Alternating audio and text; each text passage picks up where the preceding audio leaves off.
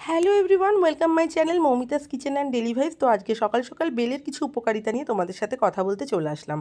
আমাদের বাড়িতে কিন্তু প্রত্যেক দিনই আমি পাকা বেল বা বেলের শরবত করে থাকি, তাই তোমাদের সাথে আজকে শেয়ার করলাম।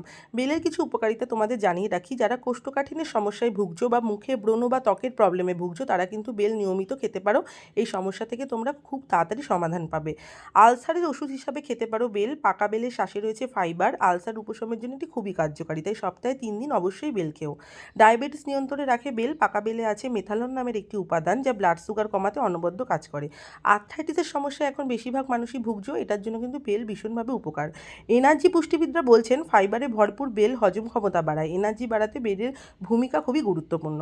100 গ্রাম বেলে রয়েছে 140 ক্যালোরি এনার্জি, পাচন ক্রিয়াকেও শক্তিশালী করে তোলে। আর ব্লাড প্রেশারের জন্য এটি খুবই উপকার। তা বুঝতেই পারলে বেলের কত উপকারিতা।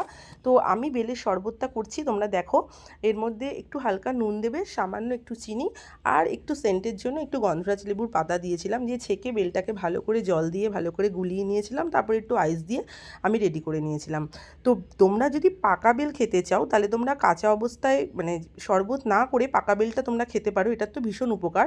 আর গরমের মধ্যে আইস দিয়ে আমি যেভাবে শরবত করছি এটা এইভাবে ফলো করে কিন্তু তোমরা বাড়িতে খেতেই পারো। আমি কিন্তু রোজই করি প্রায়, আর ভীষণ উপকারের সাথে কিন্তু টেস্টটাও মেটে। তো ভিডিওটা যদি ভালো লাগে তোমরা একটা লাইক কমেন্ট শেয়ার করে দিও, আর মৌমিতাস কিচেন অ্যান্ড ডেলি ভাইবসে গিয়ে একটা ছোট্ট সাবস্ক্রাইব করে দিও। তো বন্ধুরা, আমি যেভাবে বেলের শরবতটা করলাম তোমরা কিন্তু বাড়িতে অবশ্যই ট্রাই করো, আর আমাকে জানিও কেমন হয়েছে। আমার হাজব্যান্ডকে আমি দিয়ে দিয়েছি, ও তো খেয়ে ভীষণ ভালো বললো। তো টাটা, আবার দেখা হচ্ছে।